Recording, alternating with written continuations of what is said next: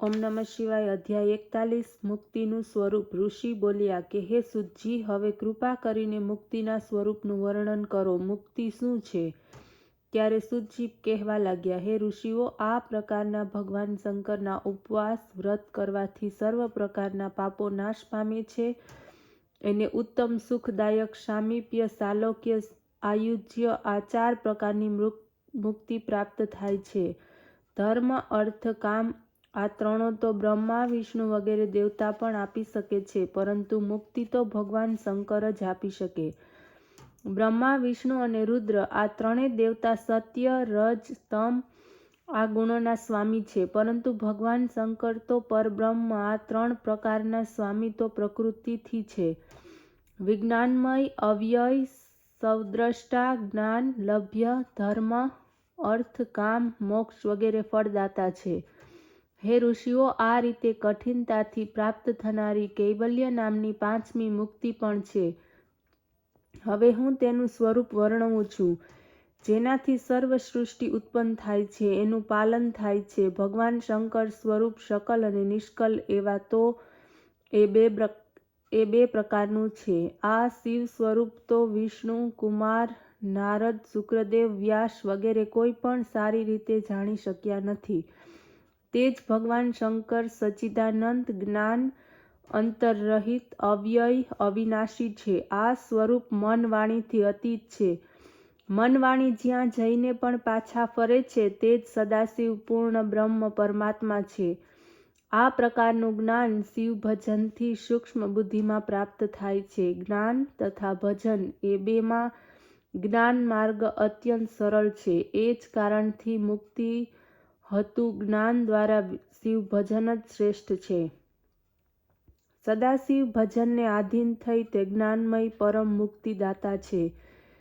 જેમની કૃપાથી મુક્તિ સુલભ થાય છે, તે પ્રેમના અંકુરરૂપ પ્રેમ લક્ષણ ભક્તિ છે. આ ભક્તિ ગુણ યુક્ત તેમજ ગુણ રહિત એમ 2 પ્રકાર છે. એનું વર્ણન કરવું અત્યંત કઠિન છે. આ બધામાં તે વૈદી તેમજ સ્વાભાવિક છે, તે સર્વોત્તમ છે. આ પણ અનૈષ્ઠિકી અને નૈષ્ઠિકી એ ભેદથી 2 પ્રકારની છે. એમાં અનૈષ્ઠિકી 1 પ્રકારની અને નૈષ્ઠિકી 6 પ્રકારની છે. પછી વિહિત તેમજ અવિહિત ભેદથી તેના કેટલાય પ્રકારો પડે છે. તે અત્યંત કઠિન છે. ઉપરોક્ત બંને શ્રવણ, કીર્તન આદિ ભેદોથી ભક્તિ 9 પ્રકારના અંગોવાળી છે, જેના દ્વારા અત્યંત કઠિન મુક્તિ પણ સુલભ છે. હે ઋષિઓ, આ પ્રમાણે ભક્તિ તેમજ જ્ઞાનમાં કંઈ ભેદ રહેતો નથી. આ બંને એક થઈ જાય છે. ભગવાન શંકર આ જ કહે છે. એટલા માટે આ બંને એકબીજાથી ભિન્ન છે. ભક્તિ તેમજ જ્ઞાનના ઉપર આચરણ કરનારા હંમેશા સુખને પ્રાપ્ત કરે છે. અધ્યાય 42. સગુણ નિર્ગુણ ભેદ. ઋષિઓ બોલ્યા, શિવ, હરિ, રુદ્ર તેમજ બ્રહ્મા કોણ? આ 4માં કોણ નિગુણ છે અને કોણ સગુણ? આ અમને સારી રીતે સમજાવવાની કૃપા કરો. સુતજી બોલ્યા, હે ઋષિઓ, સાંભળો. જે સૃષ્ટિમાં ના આરંભમાં નિર્ગુણ પરમાત્મા છે, તે શિવ છે. એમાંથી જ પ્રકૃતિ, પુરુષ એ બંને થયા છે. એ બંને જળના નીચે તપસ્યા કરવામાં તત્પર થયા. એ સ્થાને પંચકોશી કહેવામાં આવે છે. તે જ કાશી ક્ષેત્રના નામે પ્રસિદ્ધ છે. એ સર્વ વિશ્વ જળથી વ્યાપ્ત છે. તેવું માનીને વિષ્ણુ જળમાં સૂઈ ગયા. તેથી જ તેમનું નામ નારાયણ પડ્યું. એમની માયા પણ નારાયણ નામથી પ્રસિદ્ધ થઈ છે. નારાયણના નાભી કમળમાંથી પિતામહ બ્રહ્મા થયા. બ્રહ્માએ તપ દ્વારા વિષ્ણુનું તપ કર્યું. પછી બંનેમાં વિવાદ થયો. આ વિવાદનું નિવારણ કરવાને માટે જે દેવ પ્રત્યક્ષ થયા તે મહાદેવ કહેવાયા. પછી જગતના હિત માટે બ્રહ્માના કપાળથી પ્રગટ થયેલા શિવ રુદ્ર નામથી પ્રસિદ્ધ થયા.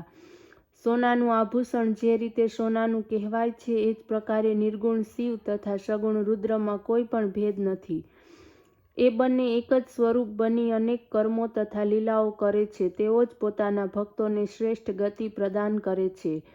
એટલા માટે તો પરાક્રમી રુદ્ર શિવ સ્વરૂપ છે. આ શ્રી વિષ્ણુ તથા બ્રહ્માની સહાયતા માટે પ્રગટ થયા છે.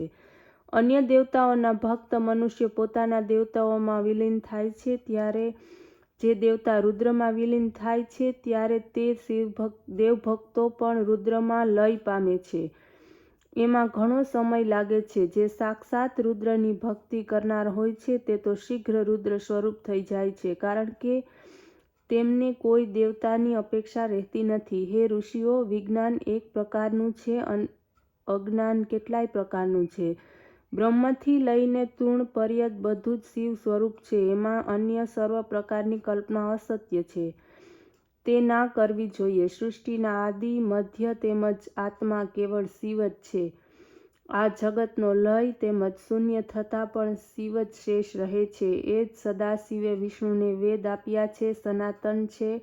આ પ્રકારે ઘણા વર્ષ માત્રા, ધ્યાન, પોતાનું પૂજન વગેરે સર્વ સમજાયું. આ કારણથી સર્વ વેદોના રચયિતા, વિદ્વાનોના સ્વામી, સર્વની રચના તેમજ સંહાર કરતા તે શિવ જ છે. અને સર્વનું આયુ તેમજ કાલ ગણના પણ શિવ જ છે. શિવ મહાકાલીના આશ્રિત હોવા છતાં પણ કાલીના કાલ છે. બ્રાહ્મણોનું કથન છે, રુદ્રના સમાન કાલી છે. રુદ્ર તથા કાલીને સત્ય લીલાથી સર્વ કંઈ પોતાની ઈચ્છા પ્રમાણે પ્રાપ્ત થાય છે. સૂતજી બોલ્યા કે હે ઋષિઓ, આ જ સદાશિવનું તત્વજ્ઞાન છે જે આપને મેં કહી સંભળાવ્યું. આ તત્વજ્ઞાનને તો જ્ઞાની મનુષ્ય જ જાણી શકે છે, બીજા કોઈનું કામ નહીં. અધ્યાય 43 જ્ઞાન નિરૂપણ. ઋષિ બોલ્યા, હે મહાભાગ સૂતજી, હવે આપ અમને એ પ્રકારનું જ્ઞાન સમજાવો જેને જાણીને શિવરૂપની પ્રાપ્તિ થાય છે. સર્વવ્યાપક સદાશિવ કેવા છે એ પણ અમને સંભળાવવાની કૃપા કરો. સૂતજી બોલ્યા, હે ઋષિઓ, સૌનક, નારદ, કુમાર, વ્યાસ, કપિલ મુનિએ એક સમયે સભા કરી. એમાં એમ નક્કી કરવામાં આવ્યું કે આખું બ્રહ્માંડ શિવ સ્વરૂપ છે. એમ જ સમગ્ર સંસાર પણ શિવ સ્વરૂપ છે. જ્યારે શિવ ઈચ્છે ત્યારે જ આ જગતની રચના કરે છે. આપ જ જગતની અંદર પણ છો અને બહાર પણ છો. સંસારથી લેપાતા નથી. તેઓ ચિત્ત સ્વરૂપ છે, વસ્તુ જ છે, પોતે જ સર્વને પોતાના શુભ સ્વરૂપથી જણાય છે. એના સિવાય બીજું કાંઈ પણ નથી. અજ્ઞાન એટલે તો ચિત્તની ભ્રાંતિ. જ્યારે અનેક દેવતાઓને જોતા ભજતા બુદ્ધિ ભ્રાંત થાય છે, પરંતુ વેદાંત જાણનાર શિવ અદ્વિતીય પરબ્રહ્મ છે એમ જ હંમેશા કહ્યા કરે છે. ભગવાન શિવના અંગરૂપ પ્રાણી અજ્ઞાનને કારણે મોહ પામીને પોતે જુદા છે એમ માની બેસે છે, પરંતુ શિવ આજ્ઞાથી ભિન્ન છે. સર્વ જીવોના રચયિતા, ચેતન અચેતના સ્વામી શિવ આ સર્વમાં પ્રાપ્ત છે. પંડિતો એમને જોવાનો પ્રયત્ન હંમેશા કરતા હોય છે. વેદાંત પ્રમાણે જ્ઞાન પ્રાપ્ત કરીને એમનું દર્શન પ્રાપ્ત કરે છે. શિવજી ભિન્ન અન્ય કશું જ નથી. ભ્રમને કારણે શિવ અનેક રૂપોમાં દેખાય છે, કારણ તેમના કાર્યમાં કોઈ ભેદ નથી. અજ્ઞાનને કારણે બંને ભિન્ન ભિન્ન દેખાતા હોય છે. અજ્ઞાનનો નાશ થતાં કંઈ પણ ભેદ દેખાતો નથી. અનેકપણાને પ્રાપ્ત થનાર બીજ વૃક્ષ બનીને નાશ પામે છે, પરંતુ તે છતાં તેઓ નાશ થતો નથી.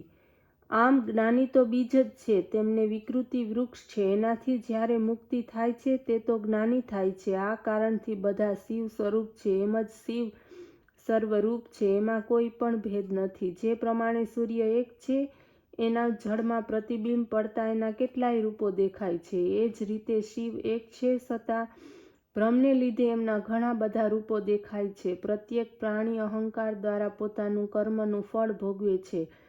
ભગવાન શંકર તો અહંકાર રહિત, નિર્લેપ તેમજ મહાન છે. એમને કાંઈ પણ કર્મફળ નથી. વ્યક્તિએ જ્ઞાન પ્રાપ્તિને માટે કોઈ યોગ્ય પુરુષની પાસે ઉપસ્થિત થવું. ભક્તિ ભાવથી જ્ઞાન પ્રાપ્ત કરીને શિવજીનું પૂજન, ધ્યાન વગેરે કરવાથી પાપરૂપ મળ ધોવાઈ જાય છે. અજ્ઞાનનો નાશ થઈને જ્ઞાનનો ઉદય થાય છે. એ પછી એનો અહંકાર નાશ પામે છે. પછી નિર્મળ બુદ્ધિ પ્રાપ્ત કરીને તે પ્રાણી શિવ સ્વરૂપ થઈ જાય છે. જીવન મુક્ત થાય છે. માનવ શરીરનો ત્યાગ કરીને શિવમાં મળી જાય છે. એ જ્ઞાની પુરુષ તે જ છે જેને હર્ષ નથી, વિષાદ નથી, સારું પ્રાપ્ત થતાં સુખ નથી, ખરાબ પ્રાપ્ત થતાં ક્રોધ થતો નથી. સુખ દુઃખને બંનેમાં તે સમાન રહે છે. ભુક્તિનો અભિલાષી તો શરીર દ્વારા અથવા આત્મયોગથી જ્યારે વિવેક કરે છે ત્યારે પોતાના શરીરને શિવમાં વિલીન કરી દે છે. તે સાંસારિક વ્યાધિઓથી છૂટી જાય છે. હે ઋષિઓ, આ બધા વચનો સંગ દ્વારા પ્રાપ્ત કરીને આપને કહ્યા છે. જે ચિત્તમાં સારી રીતે ધારણ કરવા યોગ્ય છે. આ જ જ્ઞાન પહેલાં શિવજીએ વિષ્ણુને આપ્યું હતું. વિષ્ણુએ બ્રહ્માને, બ્રહ્માએ સનકાદિક મુનિઓને, એમને નારદજીને, નારદજીએ વ્યાસને અને દયાળુ વ્યાસે આ જ્ઞાન મને આપ્યું. આ જ્ઞાન મેં આપ લોકોને સંભળાવ્યું. હવે આ જ્ઞાન આપ લોકોના હિતને માટે સારી રીતે ધારણ કરો. પરંતુ આ જ્ઞાન નાસ્તિક, અશ્રદ્ધાળુઓ, છઠ તેમજ શિવભક્ત ન હોય તેવાને આપવું ન જોઈએ. વ્યાસજીએ ઇતિહાસ, પુરાણ, વેદ, શાસ્ત્ર વગેરે સારી રીતે વારંવાર પઠન કર્યું. એના તત્વરૂપ આ પરમ જ્ઞાન મને આપ્યું છે. એટલા માટે આ અધિકારને જ આપવું યોગ્ય છે. આ જ્ઞાનને એકવાર સાંભળી લેવાથી સર્વ પાપોનો નાશ થાય છે. એ ભક્તોને શિવ ભક્તિ મળે છે. શિવ ભક્તોની ભક્તિમાં વધારો થાય છે. એને મેળવી લીધા પછી કંઈ પણ પ્રાપ્ત કરવાનું રહેતું નથી. પ્રાચીન સમયમાં રાજા, બ્રાહ્મણ વગેરેએ એને શ્રવણ કર્યું હતું. પછી તેઓ સિદ્ધિને પ્રાપ્ત થયા. આ સમયે પણ જે મનુષ્ય શ્રદ્ધાપૂર્વક એનું શ્રવણ કરશે તે નિશ્ચયપૂર્વક શિવ જ્ઞાનને પ્રાપ્ત કરીને ભોગ પ્રાપ્ત કરશે.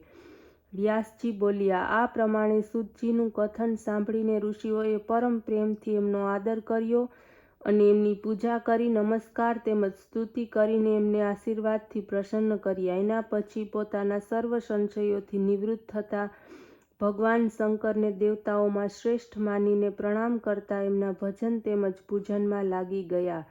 ઇતિ શ્રી શિવ મહાપુરાણમાં શ્રી કોટિ રુદ્ર સંહિતા સમાપ્ત. ઓમ નમઃ શિવાય.